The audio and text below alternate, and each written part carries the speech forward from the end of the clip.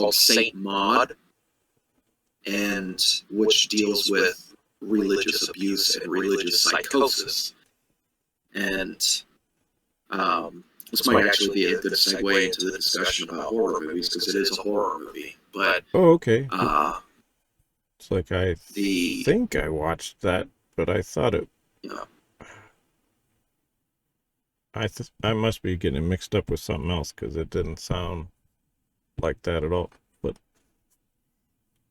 it's the one where the woman is like a caretaker to an older woman, and the caretaker is like deep into this religious psychosis where she thinks she hears the voice of God and all this stuff. Okay. The other woman is very much not a religious person. Huh. And they end up in this very abusive, very fucked up cycle with each other.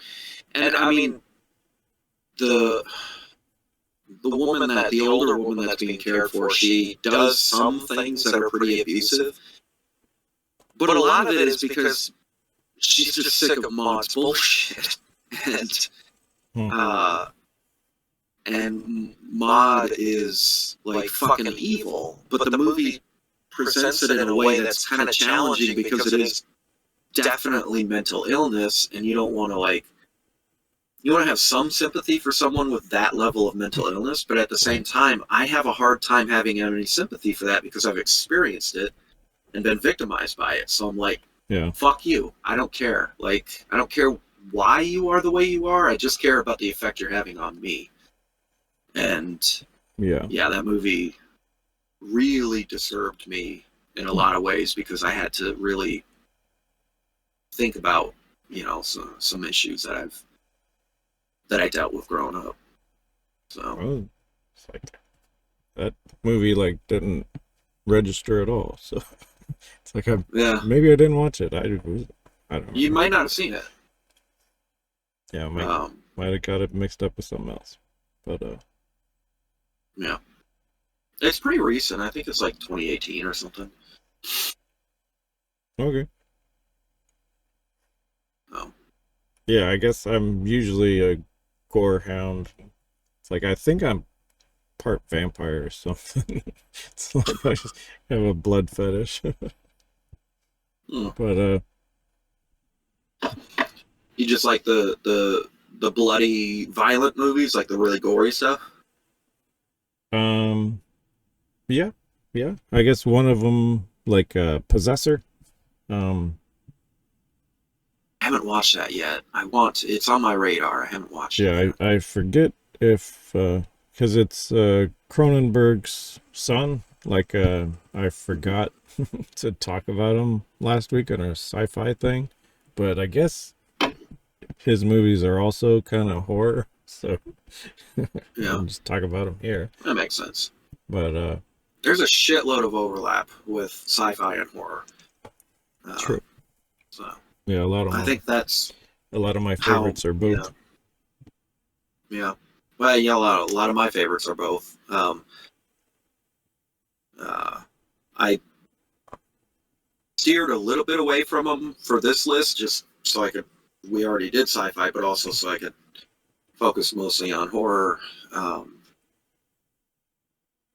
By itself, except for one. One is definitely sci-fi horror, but I figure at some point in the future we can just do sci-fi horror by itself. Yeah, we probably will. Let's see. Yeah. Actually, I think I'm gonna pick this for one or two. Wait, shit. Damn it. My plan's falling apart. Yeah, so we'll talk about that later. But I guess I watched another movie which was more paranormal. It was made in 1997, and it's Cure, which is, I don't get why it's The Cure. No, it's just Cure, Cure, and maybe Cure, because it's Japanese, and that's how they pronounce it. Okay. But yeah, it kind of reminds me of like a Charlie Manson inspired. Like it's a hypnotist going around killing people, and he like Okay. maybe it's more like a meme or something jumping around. Like it doesn't really explain, you know, how it's possible. It kind of frames it as like this old hypnotist is going around, and then he like hypnotizes people into like cutting other people's necks out. Hmm. So yeah, it was really good. I liked it. Yeah, I'll have to check that out. I But yeah, was definitely. scrolling a little bit on my phone. I looked it up, and it looks like it's pretty well loved movie. Yeah, I think it's part of the Criterion collection. I was watching the actor um pointed out in the Yeah. Criterion closet. So yeah, that one was really good. That an honorable mention? Yeah. Yeah, I don't think it's a favorite just because I just watched it. So Yeah, a little bit new. yeah, I don't it's not love at first sight. Yeah. But I guess for other honorable mentions, let's see. I guess I got kind of a group of them. Oh, yeah, I think I figured out what the Hunter S. Thompson category was supposed to be, like Hmm. addiction movies. So we can talk about Oh, okay. Yeah. yeah, I think I wrote that down in the genre list. Yeah. That might Um, be a good one. I mean, I can. I have some experience, so I'm sure I'll have a well, lot to say. I think everybody just I guess as an American living in, you know, a society where Hmm. capitalists are trying to get you addicted to everything. It's like even like Oh, well, yeah. League of Legends is like a fucking gambling. Like they don't even Hmm. hide it or try to hide it. Like it's straight up gambling. But so yeah, Hmm. it's like everything from the food we eat to the TV commercials to the fucking president. Anyway, um, Yeah. so to talk about more savory, or a nicer like, there's I got Irreversible, Audition, Martyrs, and Salo.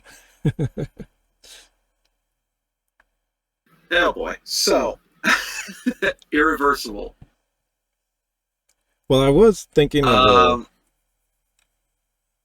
of a I had a pretty serious relationship once, yeah, and it's your fault that it ended. I'm kidding. that'd be hilarious.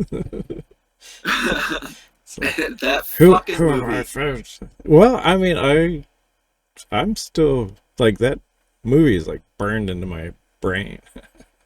It is burned in mine too, and it also the first time I saw that movie was the first time I introduced you to my fiance. Right. And you were like, I brought a movie.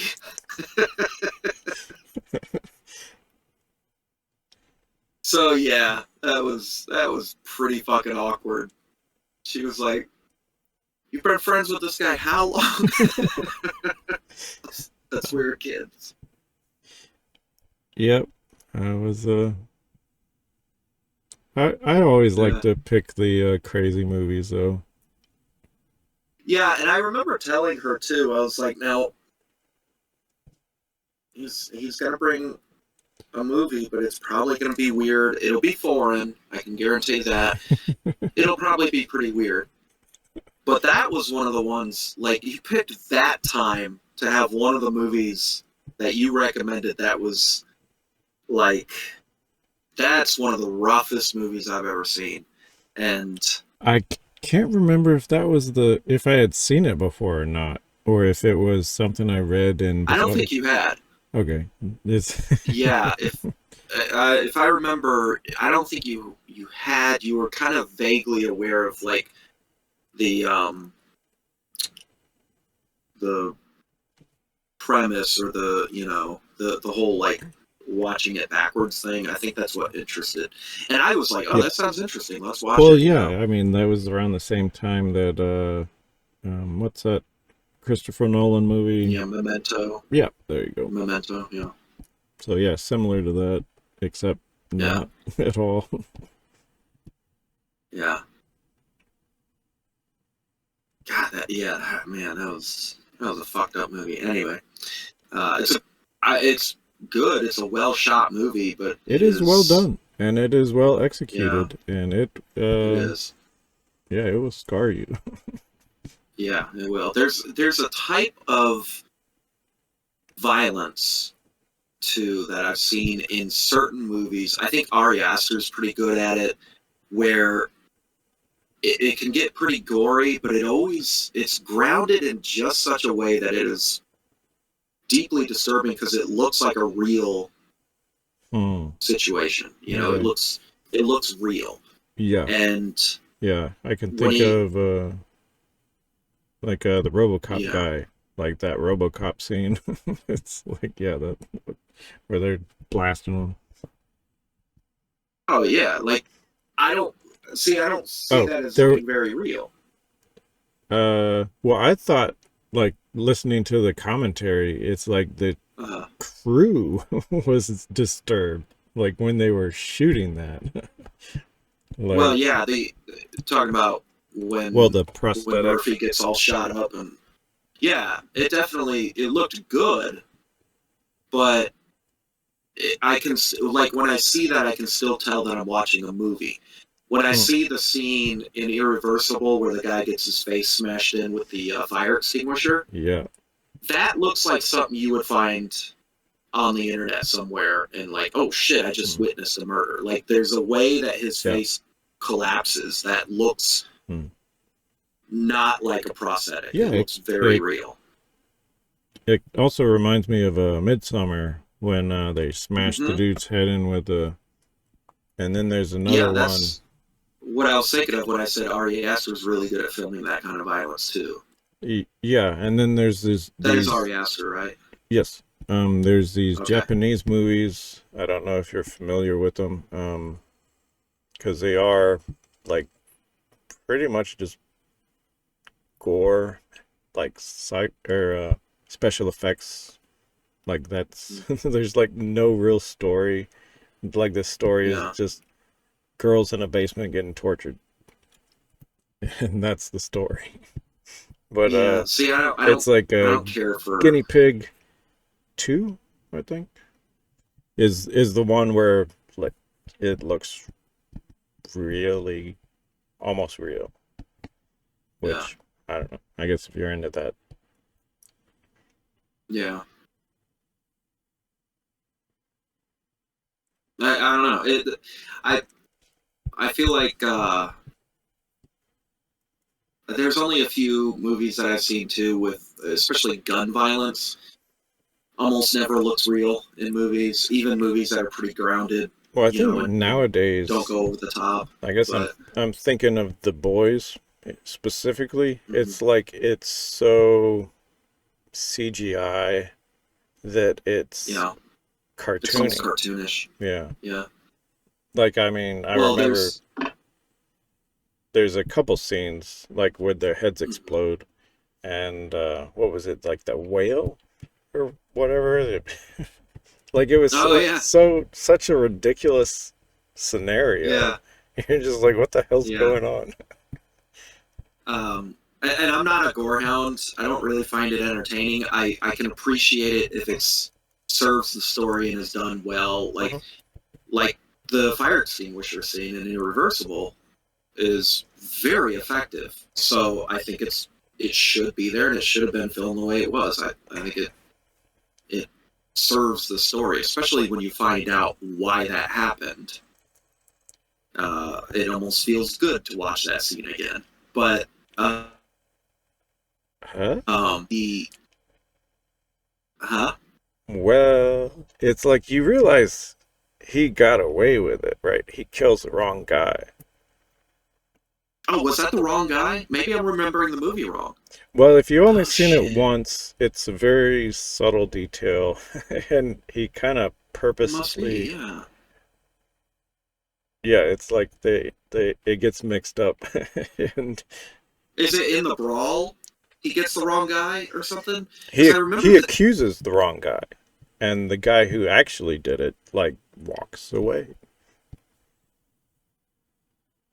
Shit. Okay, well, never mind then. I thought it was him because I remember his They face. do He had like a they do very look similar. unique face, a very kind of George C. Scott statue type, heavy face. Uh-huh. Um, Oh, I was thinking more and Marlon Brando, but I don't know. I remember him like breaking his arm, like breaking the good guy's arm, right? And then his friend jumps in with the fire extinguisher, right? Isn't that how it played out?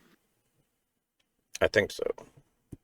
Yeah, but that was the wrong guy the whole time. It's been years, and I thought it was the. I thought he got the guy in the end. Right. That makes it even worse that it's the It wrong does. guy. Yeah, yeah. Well, that would make perfect sense for that movie. It would. Um, so, huh?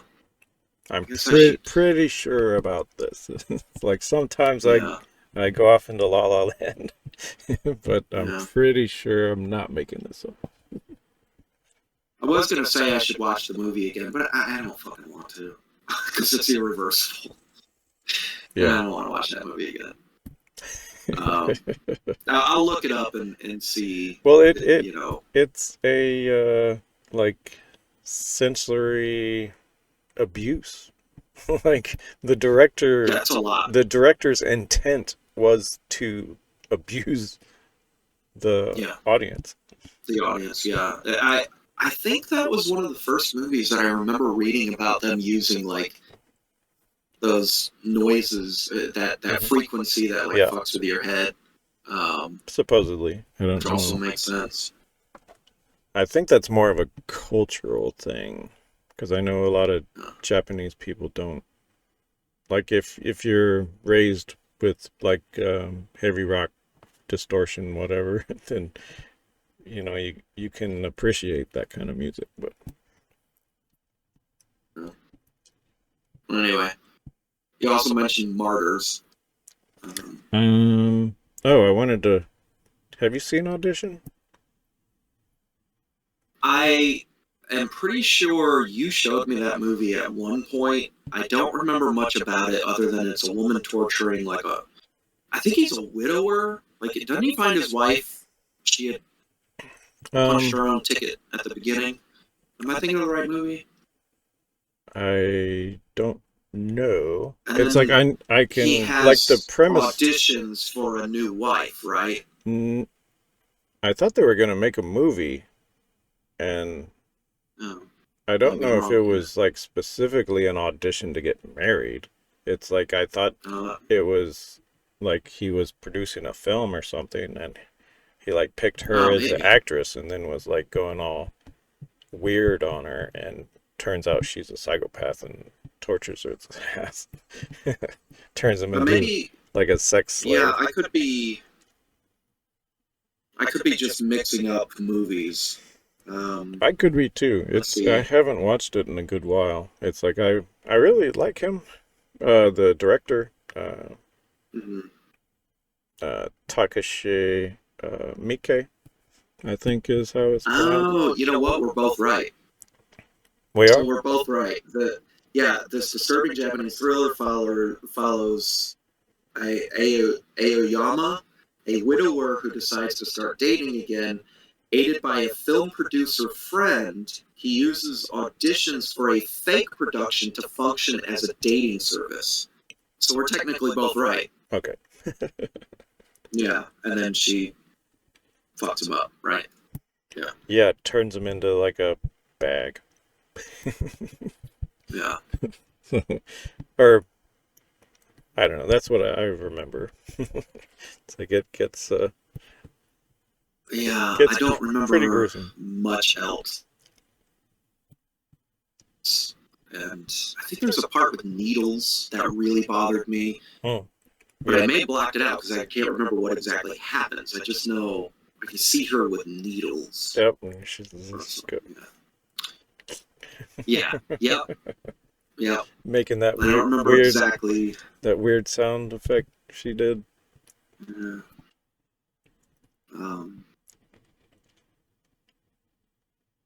But yeah, that's. But yeah, so Martyrs. Well, I mean, I guess I was thinking that something that I guess I find stimulating from watching that is it's like it plays with my empathy, I guess. I'm not sure the correct word for it, but it's like, you know, when you see somebody, like as I get older, it's like if somebody just falls down on the ground, like I can feel that in my bones. Yeah. And mirror neurons, I think, is what they're called. Okay. But yeah, it's like, I guess, like for me, it's like I have this like stoic view of like, you know, the mind and body, you know, it's like I want my mind to be in control, and I can do that like Fight Club where, you know, you pour acid on your hand and, you know, you can take, looks like your mind is still in control. Like mind over matter, yeah. You're right, but that like breaks down, you know, with enough torture. It's like I think waterboarding of course. Is one of the more effective. Well, I guess you just can't prove you've done it to somebody, so that's why they use that. Yeah, waterboarding is fucking evil. Yeah, it is. And well, I mean, even just like sleep deprivation, like it's very damaging. And that is torture. Like, I remember it's so infuriating because I remember that period of time where waterboarding was being used just officially by our government all the time. Right. And there was this big debate over whether or not that's torture. And it's like, I can't believe we're fucking debating this shit. That was one of the first times as an adult looking at, you know, a discourse, a public discourse, and thinking this country's fucked. If we're arguing over whether or not waterboarding is torture, we're fucked, man. Like, how is this an argument? Yeah. And yeah, I mean, there were other signs, obviously, but that was one of the first ones as a young adult that I really picked up on and thought, oh man, this is kind of scary that so many people are arguing that that's not torture. And you know, especially now looking back on it and knowing more about who those people actually are, they knew. They were lying. They knew that it was torture. They liked it. They just didn't want to say that out loud. Well, yeah. Anyway.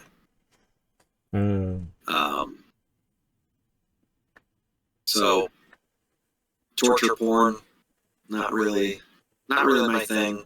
Although I find the concept of torture to be interesting, and not in like a creepy, I want to do it. It's just it's up there in the top tier of worst things that can happen to someone, right, or that can be done to someone, I should say. That, like, that extreme of human experience is an interesting thing to contemplate and to consider.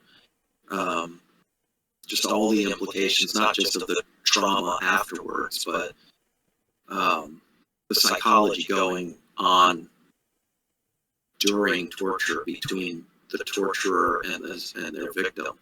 Like, there's an interesting, and when I get to my number 3, I'll have more to say about that, because there's something there that's I find interesting. But, okay. So I guess Martyrs next. Yeah, so Martyrs By the way, I don't actually have any honorable mentions this week. And the reason for that is because this is my favorite genre, and there are just far too many to even start going down that road and try to come up with any. I mean, there's so many that, you know, the whole discussion would just be about all my honorable mentions. There's, you know, I like too many of them. But Martyrs is, it's one of those few kind of extreme horror movies that I really do appreciate. And not that I'm not against that kind of extreme, like, you know, things like Audition or Irreversible or stuff like that. I'm not against that. I think it can have artistic value. But you mentioned one, you know, there's some Japanese movies where there's no plot. It's just like people being tortured in a basement. Yeah. I don't see the value in that. You know, I don't. I just like somebody's getting off on that or something. I don't. If there's no story, if it's just an excuse to showcase shit like that, then I'm not interested. But Martyrs is one that I think is just an interesting movie. I find it very interesting, and I should check out that director more. It's like I like his. I like one of his other movies. What is it? The Brotherhood of the Wolf, I think. Yeah, I know that one, but I haven't seen it. Okay. That's another one that's been on my radar for years, and I just haven't gotten around to. It's more like a werewolf fantasy movie. It's fun. Yeah.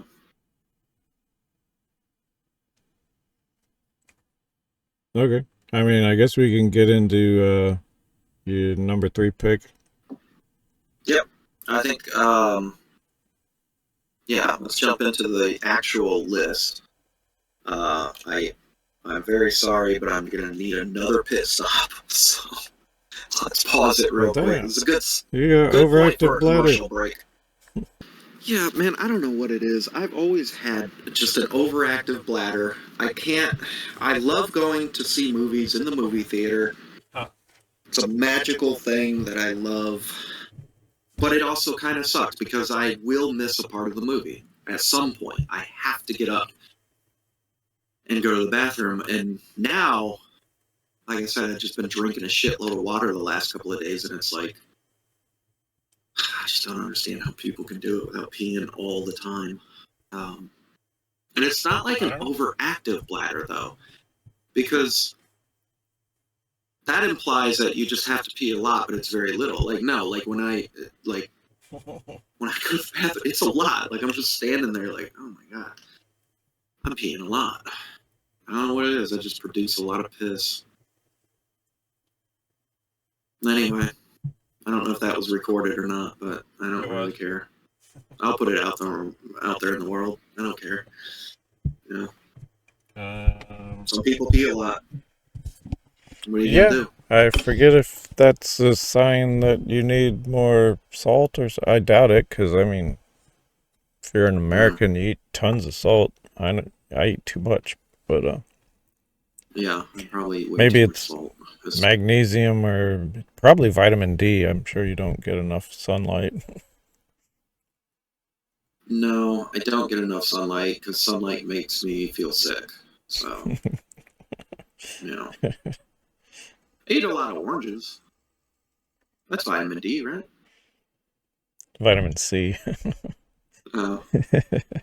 You should probably take the supplements. C, D, who knows the difference? Well, I think D is one of those that you can get too much of and like really cause damage to yourself. I don't think so. Like if you took supplements, I mean. Oh. I don't think so. Well, maybe. But I think you'd have to take a lot, but I'm not a doctor, so. I mean, I do get sunlight. I get at least an hour or more a day. Oh, that's enough sunlight. That's pretty good.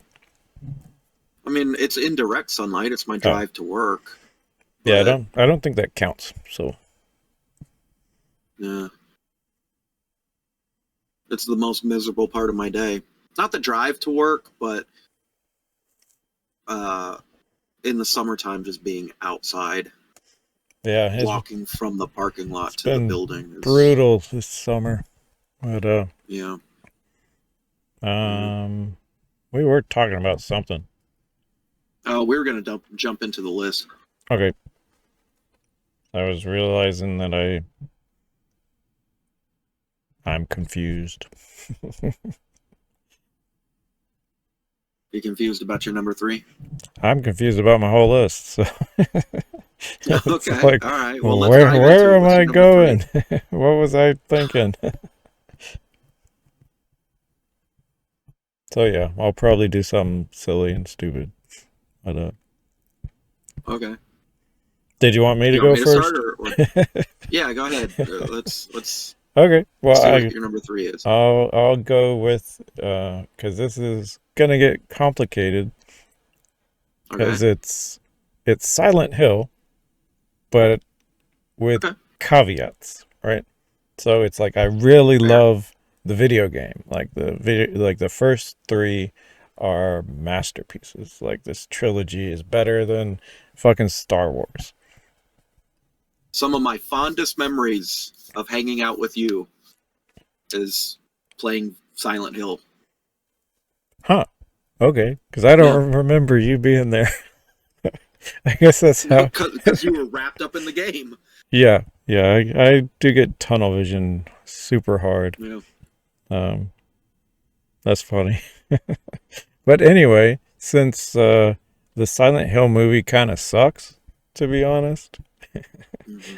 Like even It though does. I love it, it's like it was there was already a Silent Hill movie, and it was Jacob's Ladder, Yep. and that movie is Yep. fantastic. That is one of my all-time favorites. Didn't quite make the list, but it is one of my all-time favorites. And there's actually a connection Okay. from this movie to my third.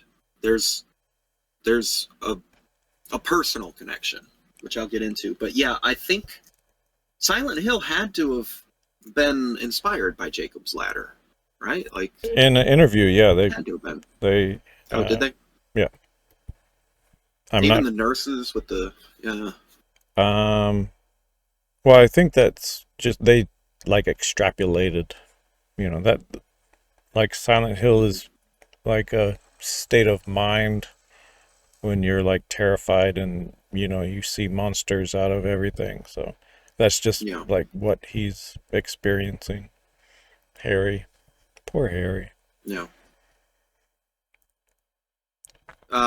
The Silent Hill movie has, I don't think it's a very good movie either, but it does have one of my favorite horror movie kills, and I just went on this whole thing about how I'm not a gore hound, but this one, I mean, it's not realistic in any way, Mhm.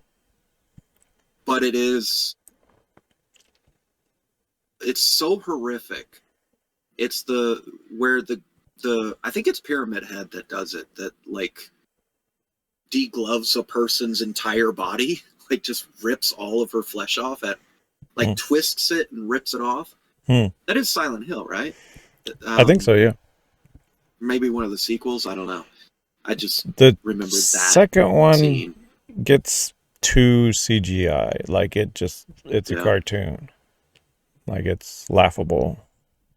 yeah. I don't remember much. I remember, all I really remember is that scene, and then there's like cult members, and then there's like hot lady police officer, which is kind of a Sybil. movie trope that I don't know. Like the so many movies, the police officer character in that movie just doesn't seem like a real cop. They just don't. Hmm. They're always a weak point in movies, unless the movie is focused on the cops themselves, and you've got decent actors, and and it can be a decent actor, but the way they carry themselves and the way they look almost never seems like. I'm thinking of another one too is Nightcrawler, which is an otherwise incredible movie. And this is no shade on the actor who played the detective in that movie, but like the way she looks, like her hair is done up a certain way, and she looks incredible, which is not what most cops look like. She just doesn't look like a cop, you know? And it kind of pulls me out. And there's a lot of movies like that. And Silent Hill is one of the biggest examples of that, where I'm like, that doesn't look like a cop at all. Like, I guess I'm stereotyping cops. Yeah, but, you know, well, I mean, yeah, they look more like stripper cops. Yeah, which, I mean, hell, I'm down with that in a different type of movie. But if you want me to take it seriously, I mean, make them look a little bit more like here's a TV show, I think a very underrated TV show called The Shield. Okay. Most of the people in that show they're all cops. It's about cops. And most of the people in that show look like fucking cops. I don't remember any women from that. Oh yeah, one of the biggest characters, Danny. Two of the biggest characters, Claudette, played by CCH Pounder, and Danny's character. She was the one whose partner turned out to be gay. Right. I remember. Yeah, like she looks like a cop. Yeah. You know. Yeah, just anyway, that was a ponytail. Whole fucking tangent, but that's what we're here for. Yeah. So you were gonna tie it into your number 3? Oh, okay, yeah. So Jacob's Ladder. The way it ties into my number 3 is that there are only 2 movies I've ever watched that actually scare me. And there are movies that make me feel uncomfortable. There's movies I'll feel very tense or, suspense. But, like, there's only 2 movies that, and to this day, when I still watch them, I am frightened. Like, actually frightened. One of them's Jacob's Ladder, and the other one is my number 3, and that's Misery. Okay. Yeah, we talked about that before. Yeah, that movie scares the shit out of me. Like, because I have a deep fear. That's secretly why mercy. That's why you're not writing novels. Yeah, it probably is.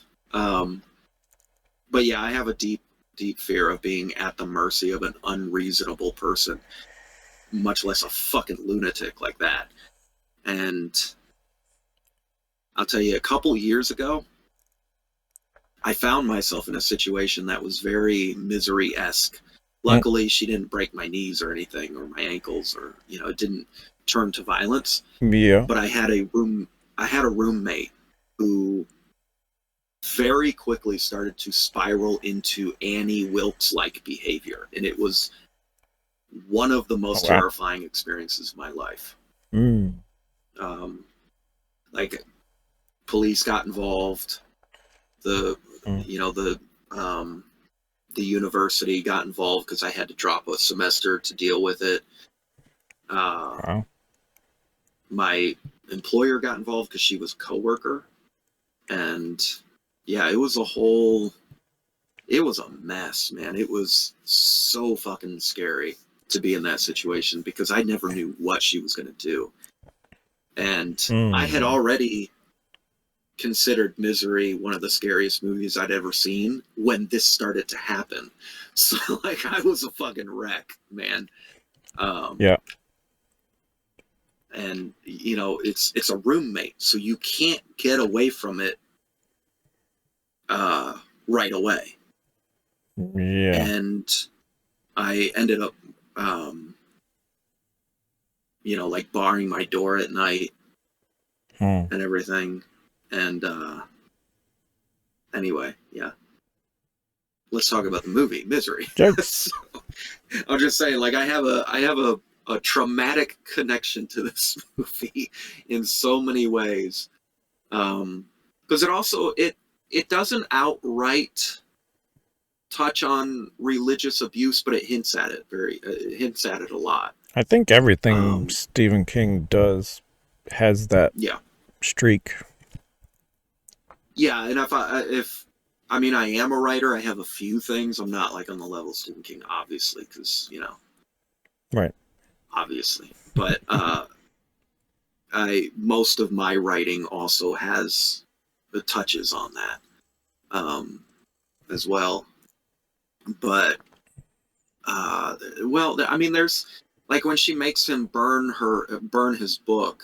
She says like the Lord told me that I'm supposed to show you the light and everything, and so it does touch on the religious abuse thing, but at the same time,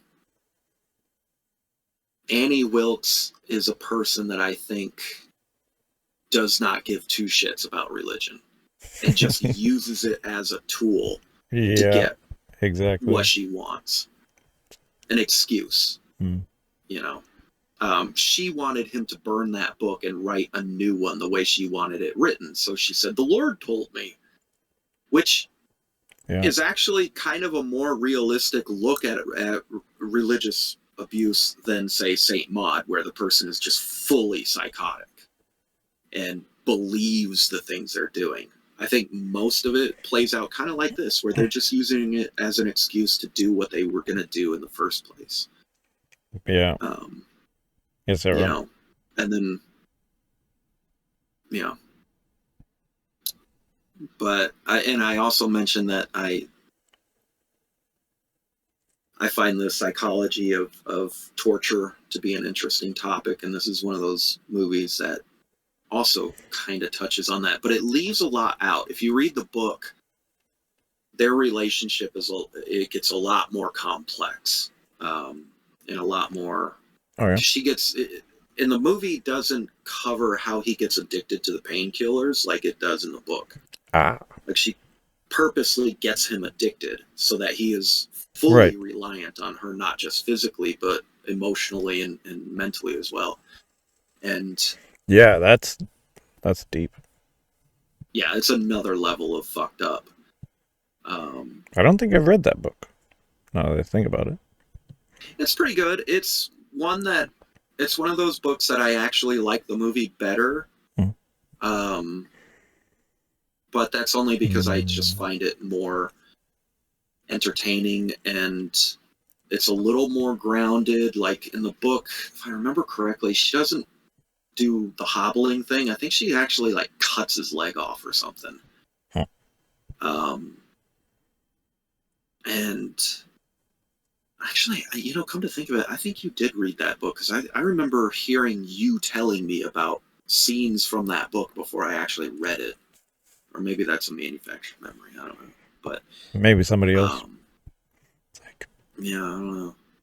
I don't think it was somebody else, because you have a very unique way of speaking. So, anyway, I don't know. Maybe you read a portion of it and stopped reading or something. But I don't do that. Like, if I read a book, I'm reading the book. Like, I will physically. It's commendable. I mean, I don't do that anymore just because I have like 1,000 other books to read. I guess, yeah, Plato kind of changed all that, but that's another discussion entirely. But, anyhow, it's just such a good movie too. It one of the things that I appreciate a lot that kind of tends to go a little overlooked is how just it's structured so well in that his realization of just how fucked he is. And I like how it slowly builds, where right off the bat he's kind of like, I mean, I'm glad you saved me, but this seems a little suspect. He's like, all right, whatever. My legs are broken. She saved me. The phones are out apparently. There's no, you can't get to the hospital somehow. Okay, fine. That's a shitty situation. I'm a little suspect, but whatever. And then Yeah. she has her first kind of like little temper tantrum over swearing, and then it just like she builds. I can't say slowly, but there is a buildup to her madness that, and then to see James Caan, like, okay, this is getting worse and worse and worse, and to try to put yourself in his shoes of like, okay, this is a bad situation. Okay, I need to look out for that. That's odd. I need to keep that in mind. Some odd behavior. Oh shit. Okay, so this person's a problem. All the way to like, I need to get a knife or a weapon. Like, I need to kill this person. It's my only way out. That's quite a journey to go through psychologically, and I think the movie portrays it pretty well. So there you go. That's my number 3. Nicely done. Let's see. I guess I'll go with I think his name is Brandon or Brian. I don't remember. The Cronenberg kid. So yeah, I think he's only done 3 movies. There's Antiviral, I think, which wasn't very good. Then there's Possessor, which was better, but still, it's full of hateable characters that you pretty much want to see die, which is, I guess, a plus if you're into kills. So there's a lot of good kills in that one. And then there's Infinity Pool, which I think is a bit of a masterpiece. I haven't seen it, but I have heard people really rave about that movie. Like, people seem to really love that one. I'm surprised too. Like, I was like looking at Rotten Tomatoes and I was like, whoa, that's pretty high for this kind of psychological. Like, it's a very philosophical movie, but it doesn't beat you over the head with it. It's kind of like The Matrix in that, except it's not really an action movie. Like, there's there's a bunch of weird things going on. But yeah, I'd say, like, it's not an action movie at all. But it's like, man, now I don't know how much I want to get into it. Yeah, I haven't seen it, so try to avoid spoilers, but I am intrigued about what that movie's even about. So I guess I could give you the premise of it, or kind of the general idea of what's going on.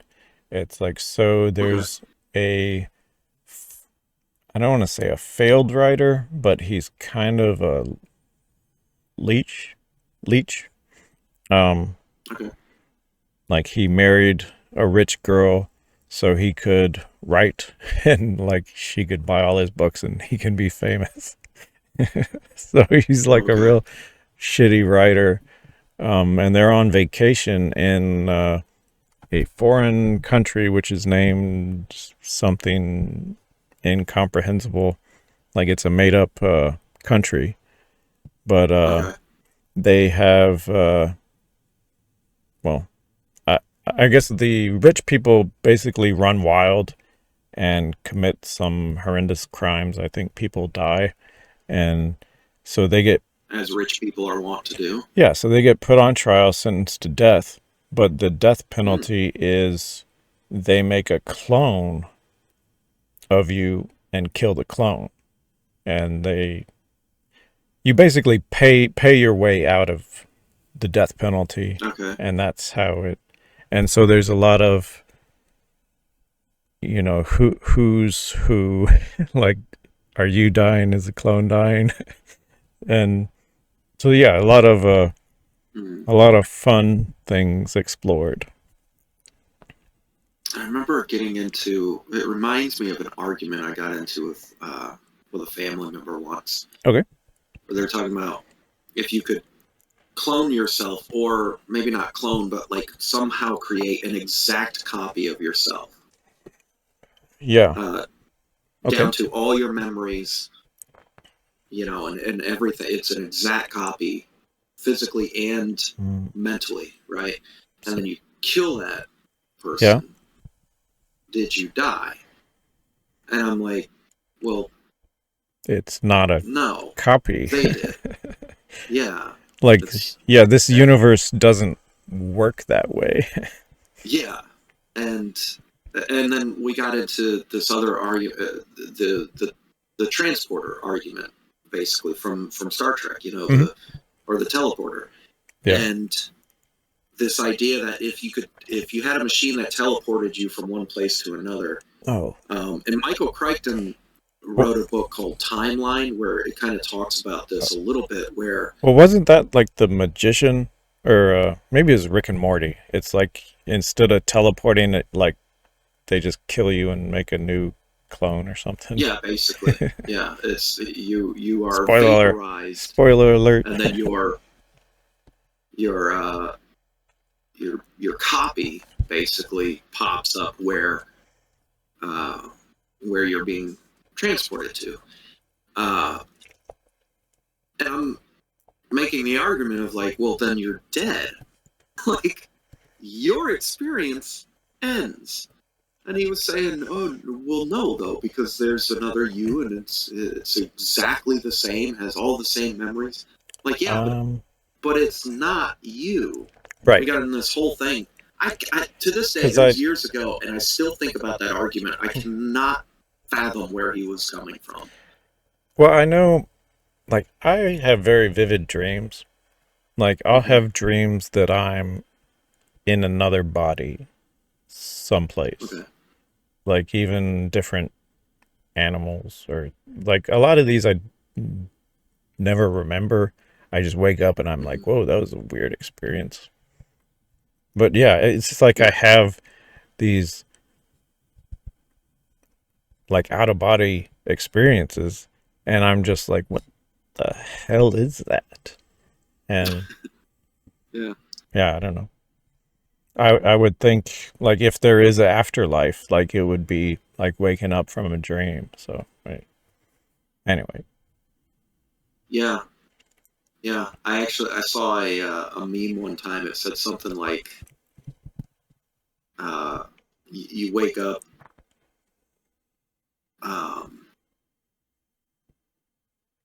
or it was like a picture of like a pretty girl from the 90s and sitting in a bedroom, and she's like playing like I don't know, one of those 90s video game consoles, and a bunch of 90s posters on the wall, and it was something like, are you feeling okay? You were rambling about cryptocurrencies and Donald Trump and fascism and stuff, and I don't know what any of that means, because it's the 90s again, right? And it's this idea of like just waking up and you're like 15 again somehow. Yeah, if that did happen, you'd probably have a brain injury, so that's not good. That made me... Huh? It's like, if that like physically did happen, it's like you might have been hit over the head. Yeah, I would be very, very worried. Although I have had a few dreams. I remember this very particular dream where I got married and lived like this whole life, and then I something happened, like I had a stroke or something, and I was like in a coma, and then I woke up from the coma to find out my wife had died. And this was all in one dream, in one night. And when I woke up, I was really fucked up, because it felt like I had lived like 15 years. Yeah, very disorienting.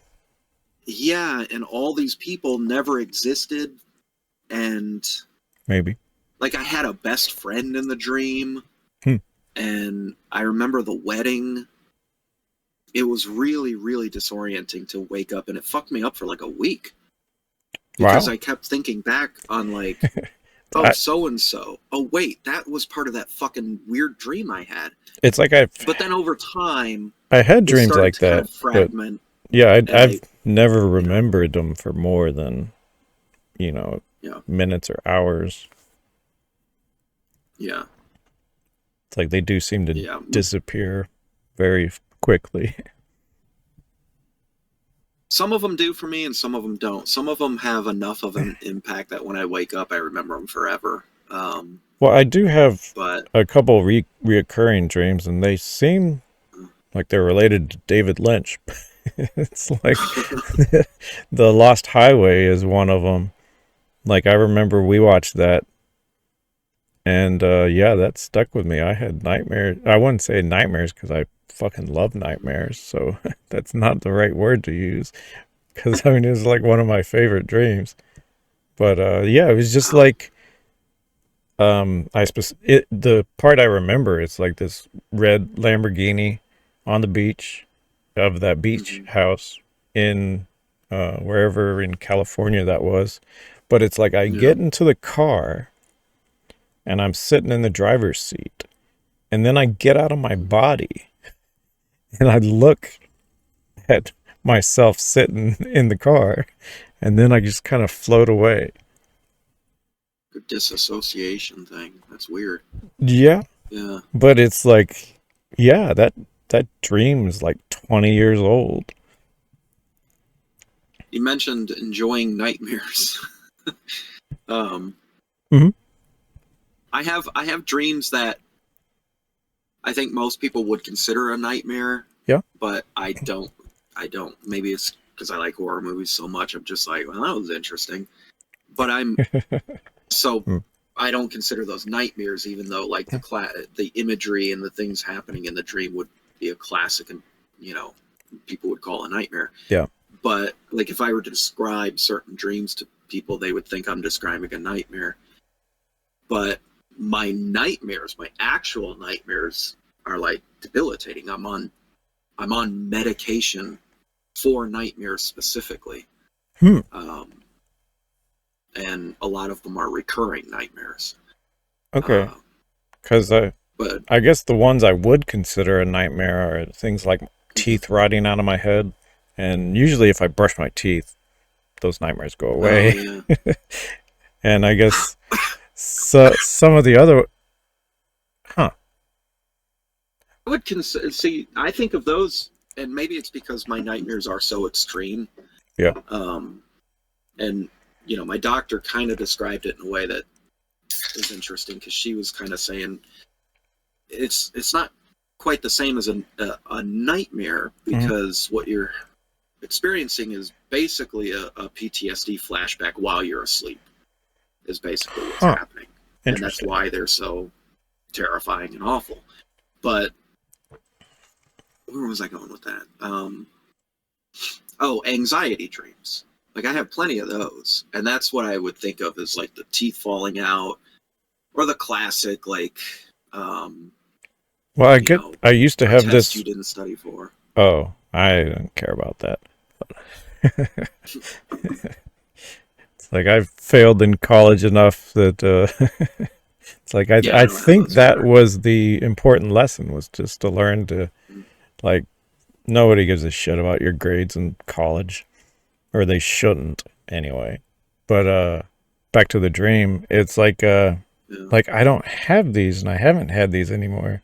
But I used to have, like, when you like trip and fall, and you're like, you think you hit Oh, something in your dream, and you're like you jerking up. jerk awake. Yeah. Yeah. But I haven't had those in so long, so I think maybe me doing yoga and the trendy primal crawling, whatever, pull-ups and shit, maybe that helps with that. I don't know. I wonder if you're falling. You're falling through the stages of sleep quicker now. Like it's more healthy sleep because Could be. for me, I don't know Because if I, it's with you, but those are always at the very beginning of the sleep cycle for me. huh. Um, Because I know like why I love the sauna so much is like, yeah, I'm out like a light. It's like when I sleep, I'm, gone. It's like, of course, sometimes I do the eye patch and the headphones just to Oh, like. see, I can't do sensory deprivation. It freaks me out. Well, it depends. If it's like really noisy and yeah, it depends. Yeah. But those are like when I'm traveling and stuff. So I have a recurring anxiety dream that borders on a nightmare. It's not quite. It's definitely not a nightmare, and it's not one of the ones that I take medication for. It's not that extreme, but it's an anxiety dream that always just I hate it. But it's from when I was a cop, and I just go about my shift and nothing really happens. It's kind of a peaceful shift, but then halfway through I realize I never turned my radio on. oh shit. Yeah. That one really gets to me. Like, and I think I've been having it a lot more lately, and that's because with my new position at work, I have to wear a radio, and it's kind of the same type of radio. It's got the lapel mic and everything. Okay. And just that act of turning, and the stakes are much lower at this job. So sometimes I forget. I'm like, oh shit, I didn't turn it. No, I turn it on. Well, I know. But I had so much anxiety about that when I was a police officer that to this day, 20 years later, I still have that dream. It's like I can relate. I've worked on call. Like it's hell. Yeah. It's like because you can never really relax. It's like you all sleep with one eye open. Yeah. It's that's at least that's one that when I wake up I can chuckle about. The other dreams I have from that time in my life are, some of them are the ones I'm on medication for. So it's not, I don't like having dreams about any of that. I never want to think about that period of my life again. But that one at least is kind of it's a kind of a funny one in a way, because it's like the cop version of showing up to school naked or something. But the implications are terrifying, though. Because I'm like, wow, this is a slow night. Oops. A lot of people could be dead right now. The world could be ending. Oh, well. Yeah. Maybe it's a good thing I don't do that work anymore. What can one person really do anyway? Yeah. Well, with a gun, quite a lot. Well, too much, yeah. Anyway, that was quite a tangent. Infinity Pool. I'm gonna have to check that out because it's been on my radar, especially since people have talked about it so much. Yeah, honestly, it's one that I've tried to avoid spoilers for, so I don't know much about it. Yeah, it's fantastic. Yeah, I would. I meant to put it on my list last week, but it still fits here. So. Oh yeah. All right, so I'm on my number 2, I think, right? Yeah. My number 2, and for my number 2 and my number 1, I have visual aids. Not just the Blu-ray either. Like, this is to illustrate how much I love these two movies. And number 2 is The Exorcist. Oh wow! I was hoping you'd bring those up. You were hoping what? I was hoping you'd mention The Exorcist because those are fantastic, and it's like 2 and 3. I think 3 gets a bad rap, but we can talk about the first one. Well, I think 2 gets the worst rap because 2 is the worst movie. It's pretty awful. But 3 is pretty good. It's not on the level of the first one. I mean, because it's a very different movie, first of all. Yeah. But, yeah, I love The Exorcist 3 for very different reasons. It's known for one of the most famous jump scares in horror movies with the guy coming after the nurse.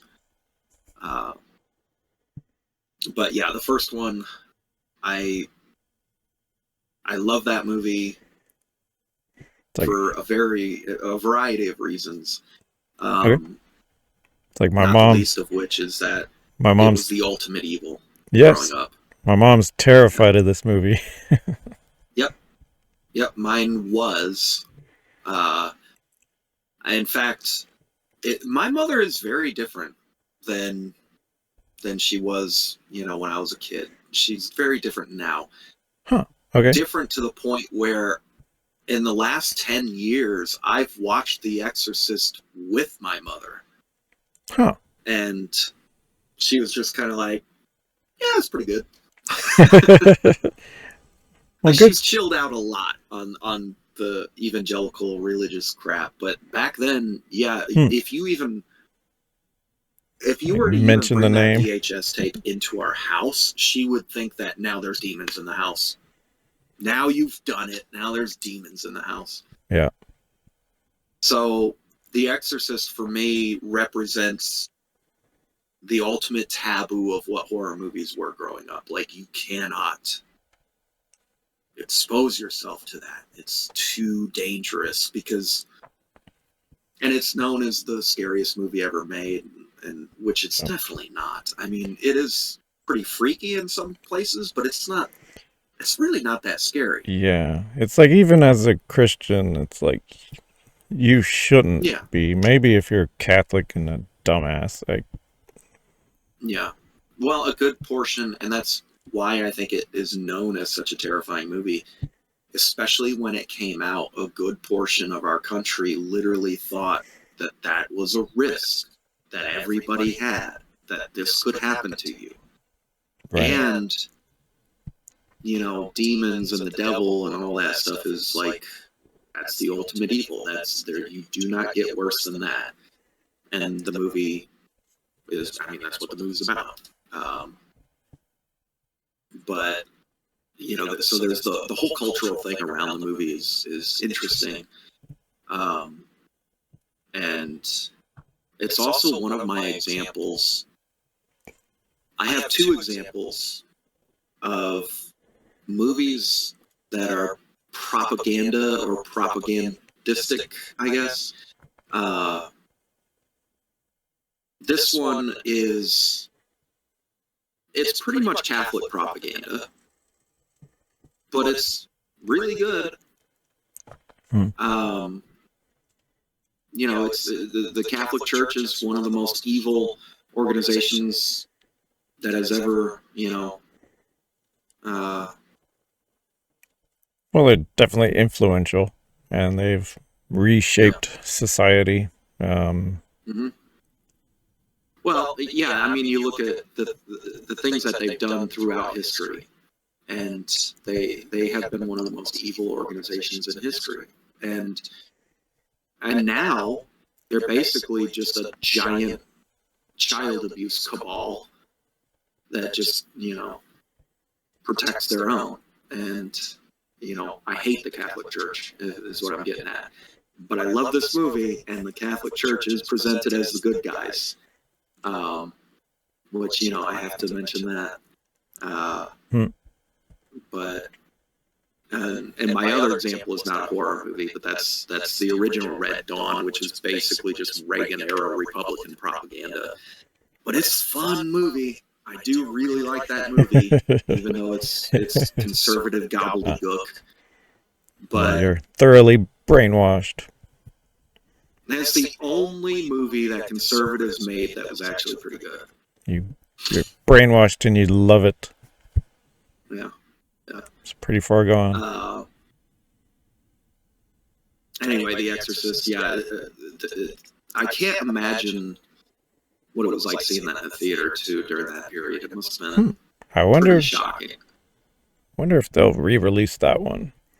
It's like what, The Exorcist? Well, I mean, they've got Apollo 13 coming out and some other one, really? I forget. I love Apollo 13. I didn't realize that. Okay, I thought I'd mention it.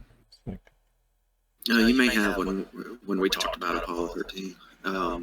Well, that I didn't realize they were re-releasing it in theaters when we had that discussion. Yeah.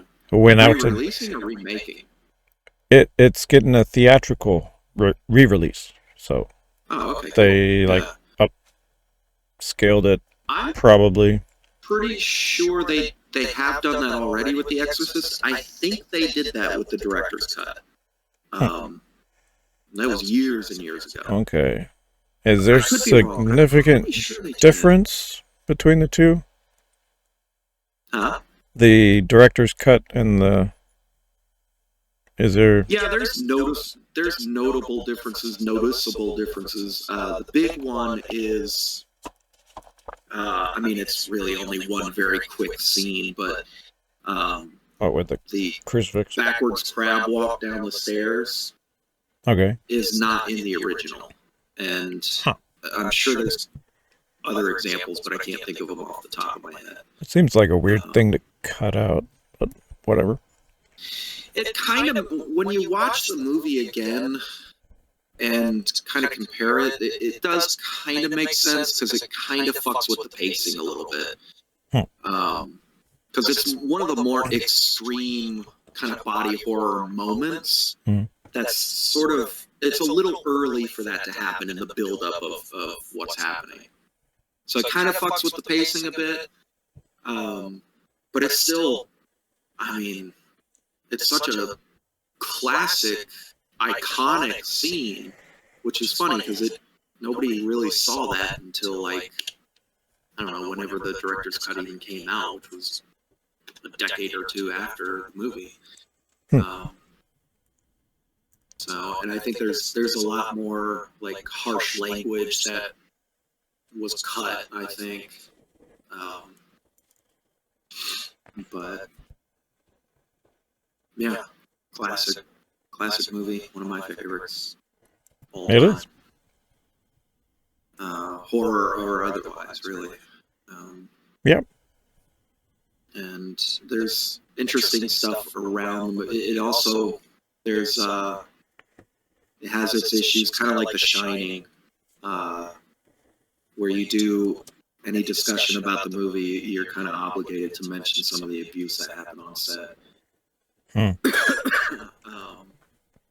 can't remember the actor's name that played the mother, but she had a spinal injury that pretty much lasted the rest of her life. Damn. You know the scene where she's thrown against the bureau? Oh, wow.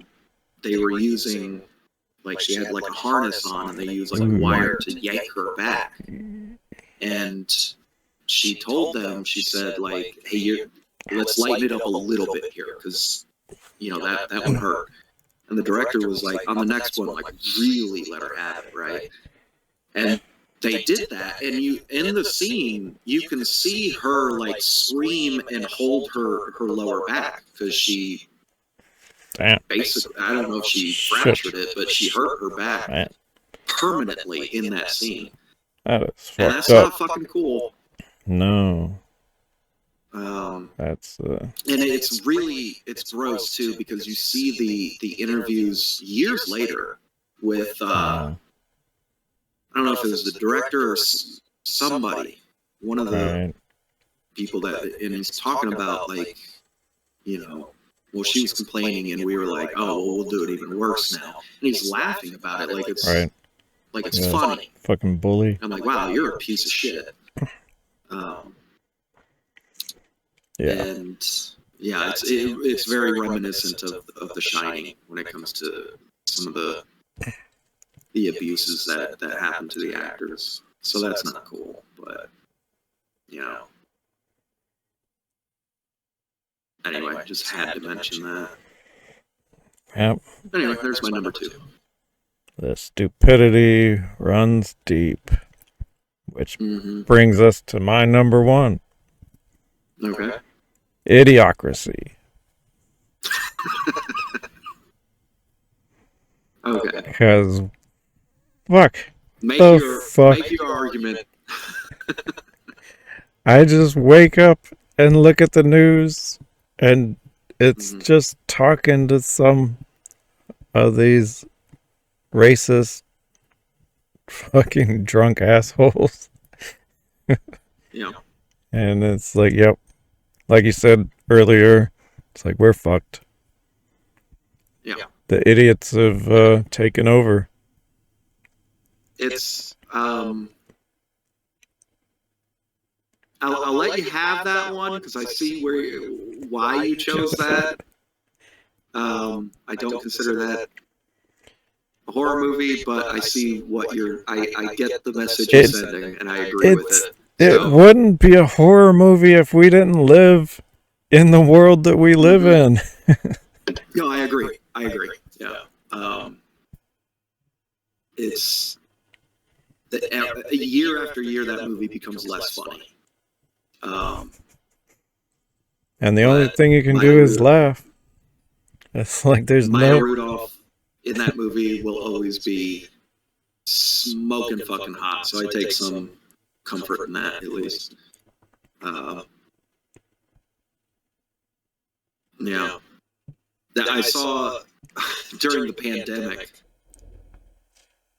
Somebody was talking about, we keep comparing everything to Idiocracy now because why wouldn't we? It's at the bar. Someone said, it's like a. No, it's actually worse. It's a prophecy. It's worse. It is. Because same with 1984. Yeah. Oh yeah.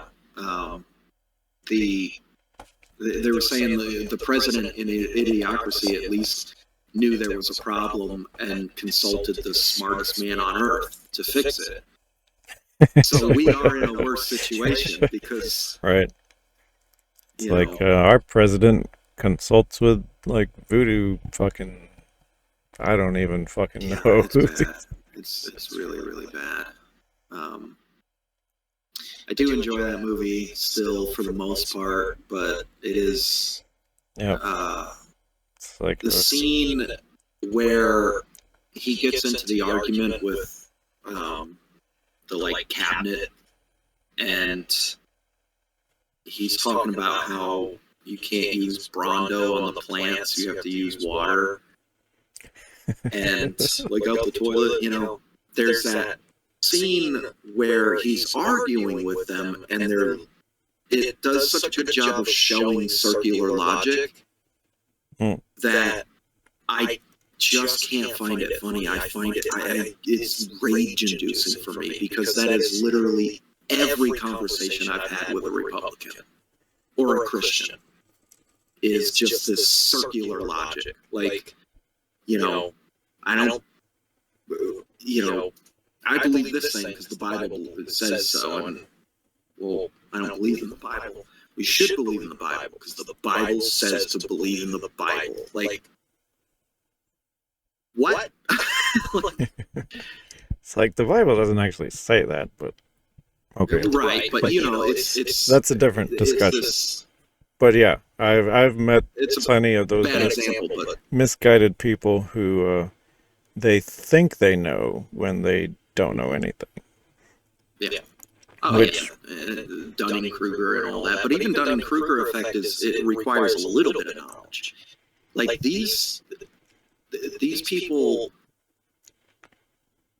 circular logic specifically pisses me off too. Sometimes they're just dumb and don't understand anything. What pisses me off is the cocksureness of being stupid. You're just you're right, and there's no way you can be wrong. And it's just you're just. I got in an argument with a family member, an older family member, last year, where and this fucking guy is the epitome of just spoiled baby boomer, right? Just all the, and he's so proud of being ignorant old man.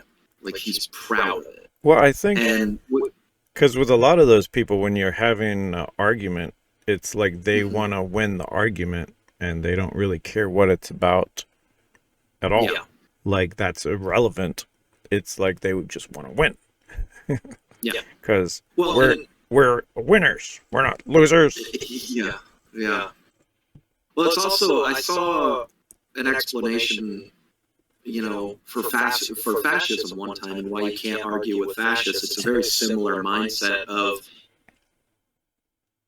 reality is always going to be secondary to their mythology, which means that's why they can just change argument mid-sentence and contradict themselves. It doesn't matter, because their mythical truth that they have in their head is more important than reality itself, which means you can never actually argue with them, because no matter how much,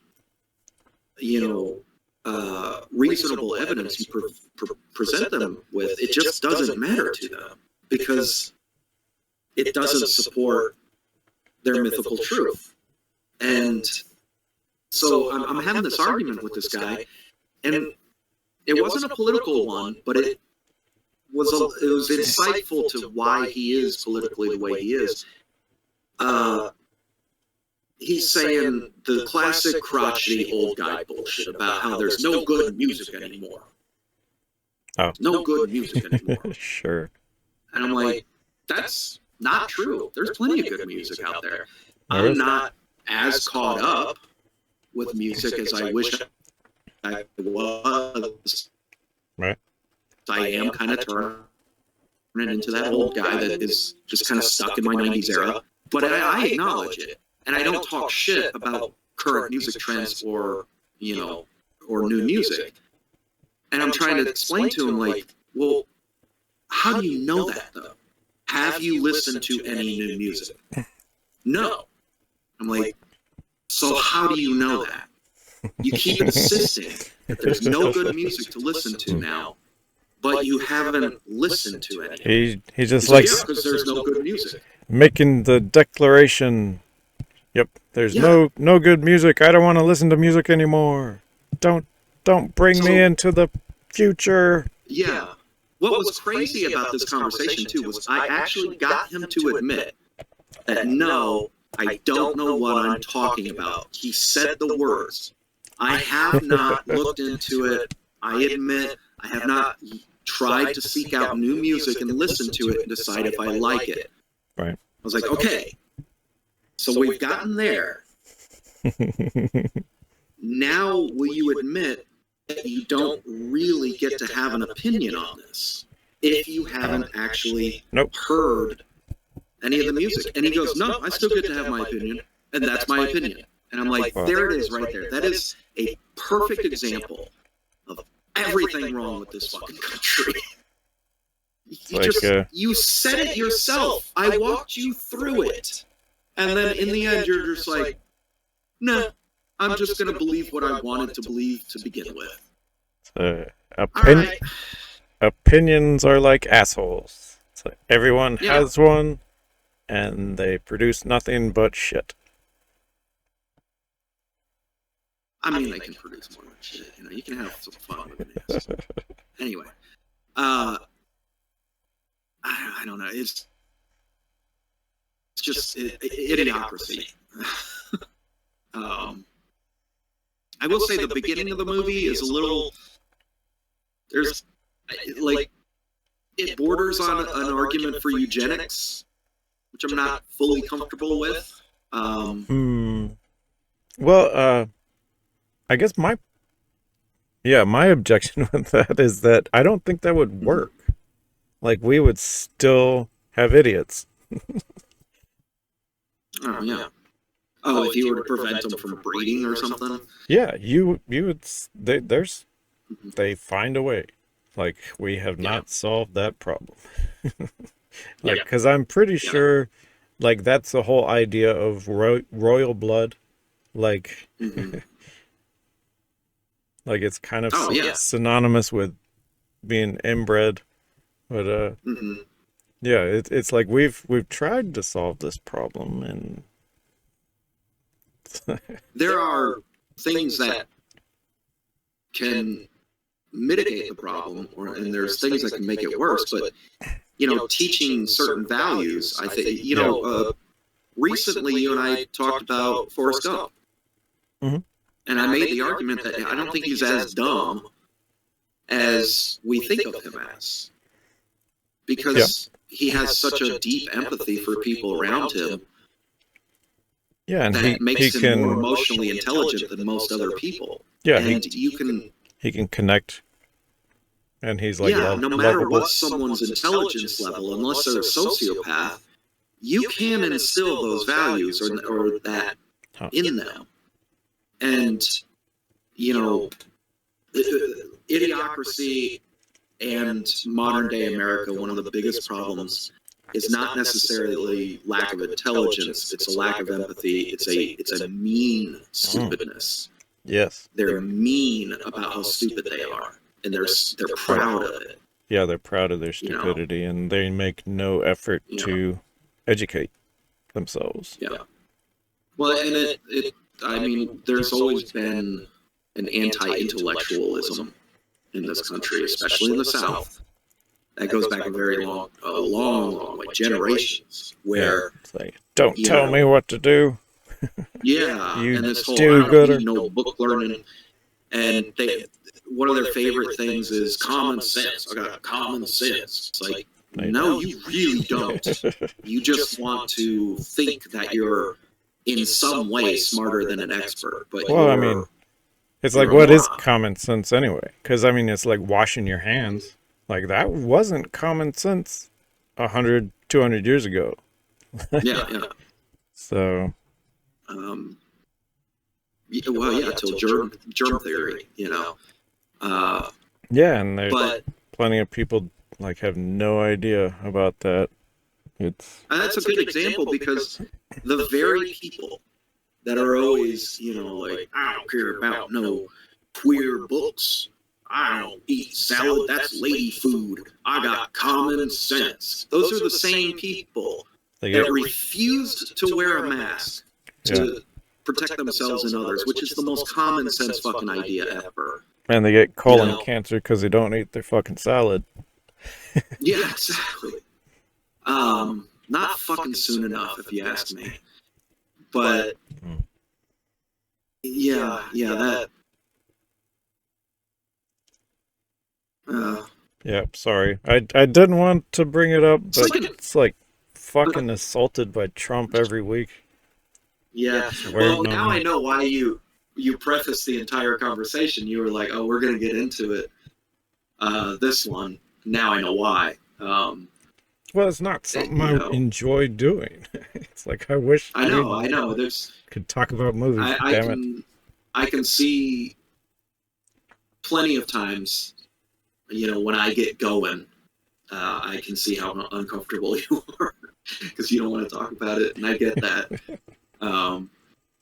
But I also think it's very hard, especially as someone like me who's very passionate about these things. But even otherwise, it's difficult to talk about movies, which is a pop culture. They're a reflection of our culture, without talking about how sick our culture has become. Well, it's also kind of disturbing, because it's like my favorite movie, like Silent Hill. That whole franchise is like, it came out of the Vietnam War, and it's like, that was some horrific fucking horse shit. It's like Well, yeah, I mean, all wars. Well, I mean, one of Plato's or Socrates' arguments, it's like, you have to love the whole thing, which I'm not explaining properly, but it's Socrates. How can you explain him properly? Sorry. What were you going to say? But I guess one of the things he gets into is like, you have to love like the whole thing. I guess because he would famously loved Athens, and they were putting him to death, and like, he willingly did that for his city. Well, and that's why I get so fucking angry and so furious at another element of everything that's happening right now, where these fascists have hijacked the word patriot. They've hijacked our flag. You know, I see somebody with an American flag outside their house. It is safe for me to assume that they are the most anti-American piece of shit imaginable. Yeah, it's like the values, the American values aren't there. Yeah, and there was a period about 10 years ago where I would say, like, well, even at its ugliest, that is still American. You can't really call them un-American because that is part of America. America has some really ugly shit about it.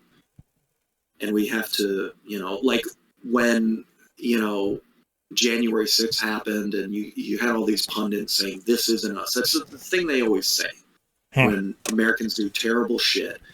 This isn't us. This isn't who we are. And it drives me nuts because I'm like, this is who we are. We are a country founded. Yep. Get out of your house.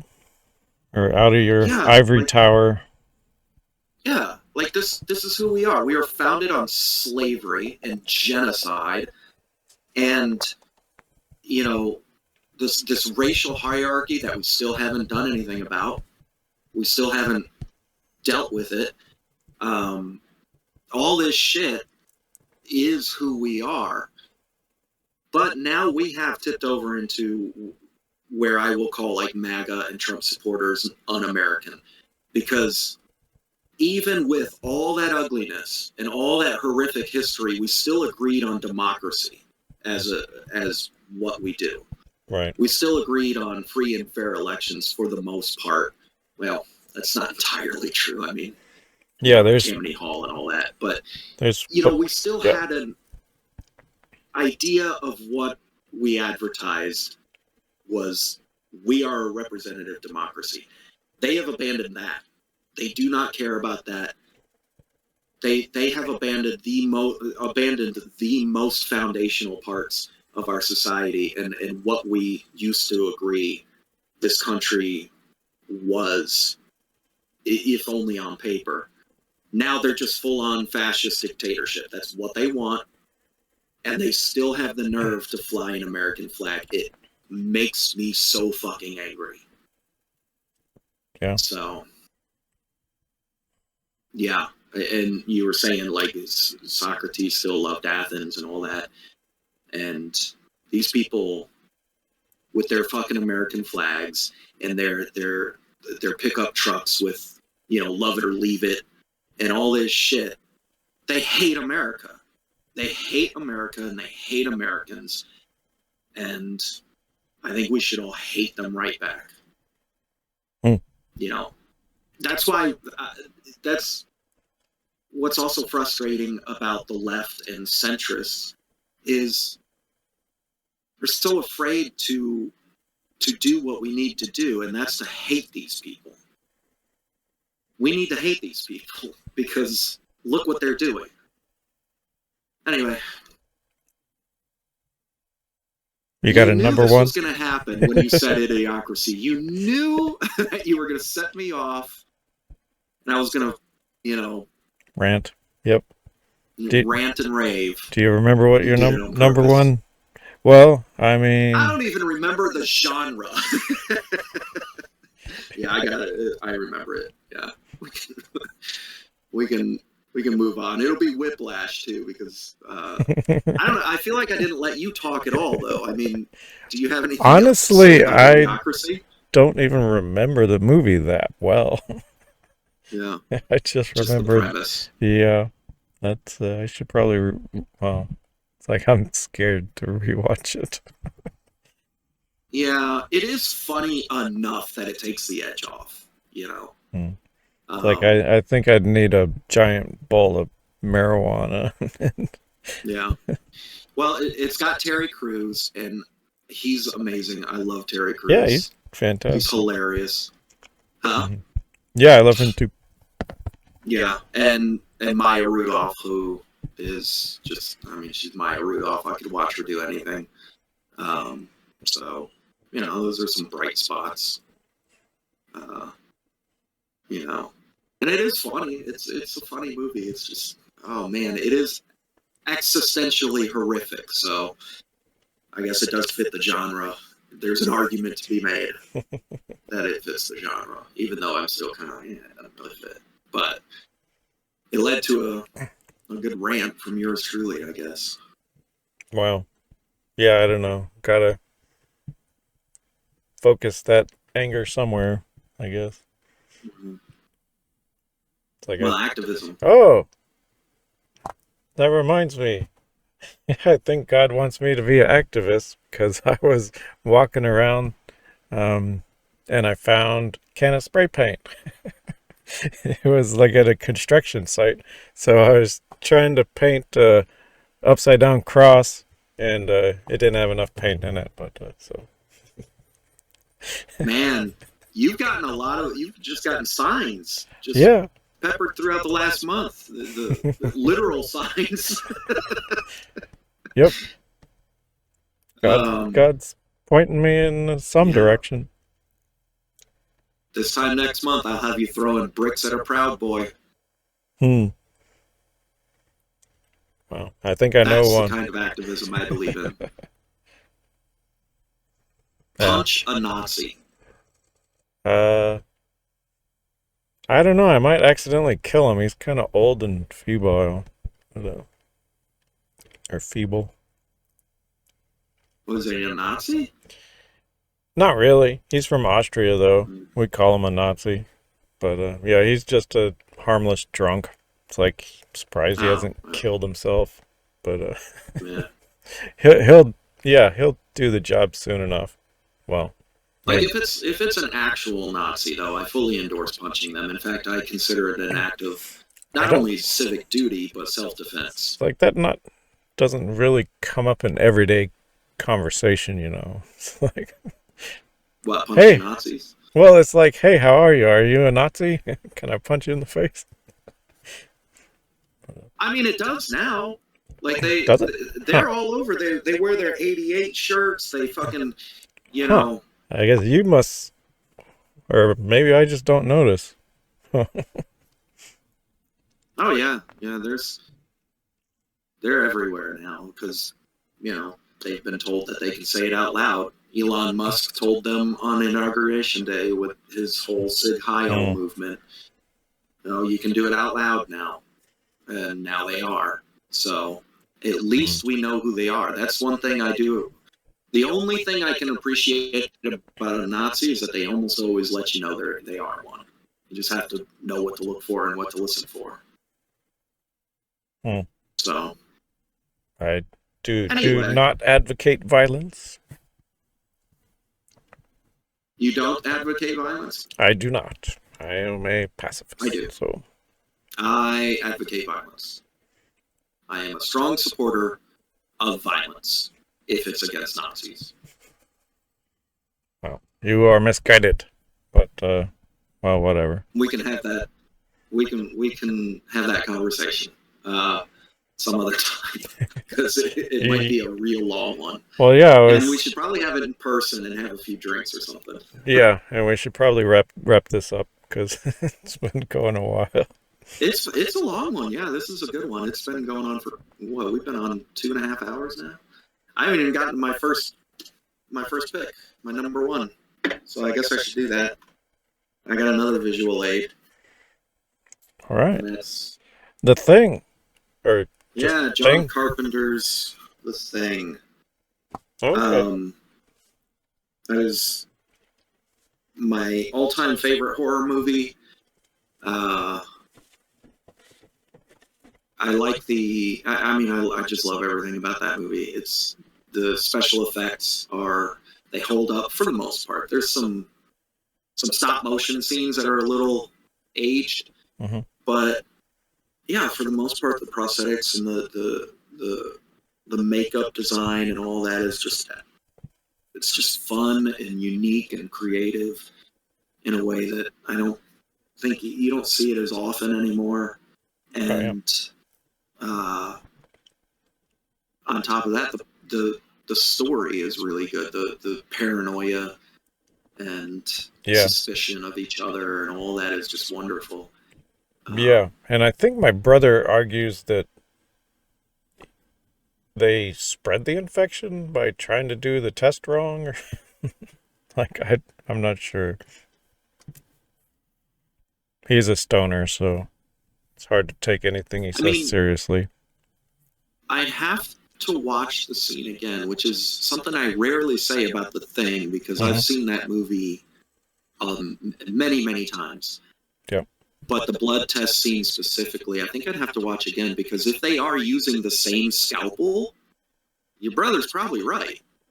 I mean, they say it only takes like a drop or two, and if they're sharing a scalpel... Yeah, that's Yeah. But I don't know if they are. It does do one of those things in movies that drives me nuts, where it's like, why wouldn't you cut like the back of your hand or your forearm? You got to do the tip of your thumb, like on the pad? Jesus. That is the worst place to do it. Oh, I don't know. I guess the worst places. I donate blood so much that it's like nothing. Well, there's the finger prick, yeah. But they're in the movie, they use a scalpel and they like fucking slice open the thumb, and I'm like, well, I know that it's fake, so on set it's a practical, it's sort of a practicality thing. It's just easier with camera angles and with prosthetics to just, and that's why, you know, like in movies, they cut their hand, you know. And, yeah. Because, that would fucking hurt. And your hand would be kind of useless. But that blood test scene, iconic jump scare, one of the best jump scares in any movie. Yeah. And I really like the way they mask a certain the special effect in that scene. Because McCready's holding the Petri dish, right? And his hand is somewhat in the foreground, but it's also kind of off to the side like this, so you're not focused on the hand, but you're always aware of it, because that's where the thread is, right? And he does the thing, nothing happens, right? He does the thing again, nothing happens. And in one of those scenes, they switch out his hand for the prosthetic. But that's not the one where the monster comes from. So they do a couple more shots, so you almost don't notice the prosthetic, or your brain sort of just gets used to it. Yeah. But if they had done it with gone straight to the prosthetic for the jump scare, you would notice how fake it looks. But you don't, because they eased you into this prosthetic being there, and you got used to it. And I think that's fucking brilliant. It's like the gorilla in the basketball thing. It's like you see. Oh yeah. Exactly, I remember that. Misdirection. Oh, I forgot about that. Yeah. Huh. Anyway, great movie. I don't. Oh, it's like we kind of jumped in the middle. Yeah. It's like, should we talk about I don't know. It's like one of those old movies that it's like you kind of just assume everybody's familiar with, but I know movies get forgotten pretty quick. Yeah. I don't think that's a forgotten movie, though. That one's pretty popular, especially among horror fans. Yeah, I guess you have your film nerds that keep films alive. And it was not, if I remember correctly, it did not do well when it first came out, and then it kind of had a cult following, though. Huh. And now with the internet and things being so easily accessible, it's considered one of the best horror movies ever. And I agree, because it's my number one. Yep. And it's one that I had to think about I thought about it for a long time, because this being my favorite genre, it's very hard to choose a number one. It is. But it's kind of why I deflected. I kind of realized, like, well, this one kind of has everything. Except boobs, because there's no women in the whole movie. Right. But it kind of has everything for the most part, and it it's the one that I can just revisit that movie. I can just put that movie on anytime, and I've seen it the most times I think of any horror movie. Um, yeah, I'm always up for that movie, and I want to go to Antarctica. While it's still there. Yeah, no shit. I want to go there and watch that movie. It's like, yeah, I missed out on the Great Barrier Reef. It's like I should have went when I was in Australia in 2004, I guess it was. Oh man. Whoops. Yeah. I didn't know it'd get deleted. I should have known. Oh man. Boiling oceans. Mm-hmm. Fun days ahead. Yeah, I mean, I could have done what you did with picking Idiocracy. And picked a movie that's existentially horrifying, and because of the world we live in, and I could have gone with The Road. Because we're probably about 10 years from that at this fucking point. Yeah, I don't know. I guess, well, because I brought this up last time, but I thought Caitlin Cronenberg came out with a climate movie critique called Humane, but I can't fucking find it. It's like I'm trying to find a DVD or Blu-ray of it, and it's like, where do I go? Don't know. Maybe it's too soon. I know she's like Canadian, so it takes a while to get over to America. Yeah.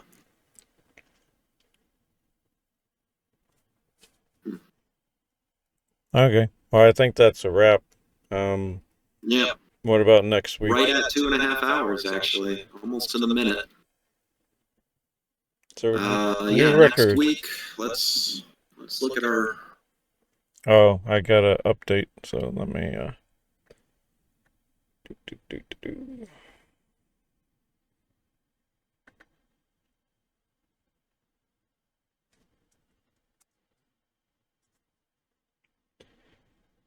Let's see... I don't know. What do you think? What are you in the mood for?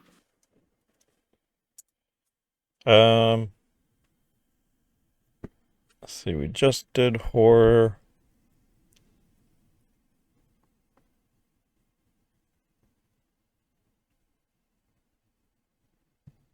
We could do... since we mentioned it, we could do movies about addiction. And then... I don't know. And then I'm kind of... one after that, we could follow it up with the drug romanticizing ones. Oh. Be an interesting combo. Kind of want to do something a little light. Yeah, this one got kind of heavy. We can do more lighthearted. Hentai? Hentai? I don't know any hentai. Sorry, man. Oh, I guess I can take that off.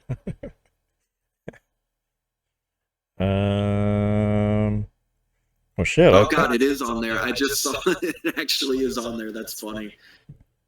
Well, I think I added that. I mean, technically, you added all of them. Well, I meant I added that since last week. So. But, I don't know. We could, there's Stephen King. That might be kind of light. Stephen King is fun.